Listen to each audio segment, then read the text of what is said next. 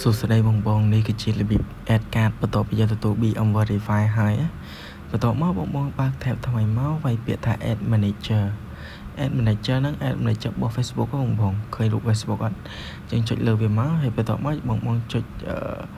go to add manager ក៏បានចុចយកពាក្យ start now នៅកែងលើក៏បានតែវាទៅដូចគ្នាវាទៅ add manager ដូចគ្នា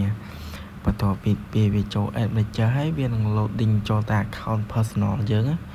account ដើមបងបងតែចាប់វាបន្តិចសិនណានេះវា load ទៅ account ដើមអញ្ចឹងយើងដូរវាយើងចុច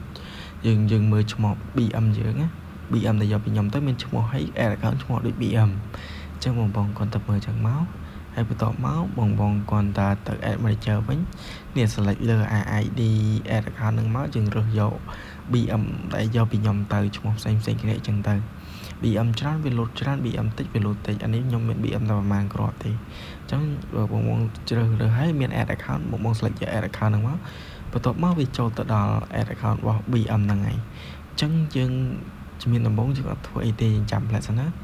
ហើយកន្លែងកែងលើនេះកុំចុចពាក្យ yes ចុចពាក្យថា no បងចុចពាក្យថា no មកបន្ទាប់មកបងគាត់ថានេះវាឲ្យយើង add payment ណាគេនេះកន្លែងនេះវាឲ្យយើង add payment ណាកន្លែងនេះបងគាត់ដាក់ម៉ៅទៅខាងឆ្វេងមកអស់នេះគាត់នឹងឃើញ building and payment រូបកាតហ្នឹងបងគាត់ទៅចុចលើរូបកាតហ្នឹងមួយមកវានាំយើងទៅកន្លែងបំពេញ information ដាក់កាតដាក់អីបងបន្ទាប់មកបងចាំមកផ្លែសិនទៅឥឡូវវា load ចូលមកដល់ add account របស់យើងហើយឥឡូវយើងចុច get start នេះក៏បានឬក៏ចុច add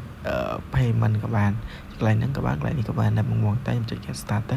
ហើយកន្លែងនេះយើងអត់មានកែអីទេណាកុំកែប្រយ័ត្នជាប់តាក់អញ្ចឹងយើងចុច next បន្តទៅមុខទៀតកន្លែងនេះដាក់ information របស់យើង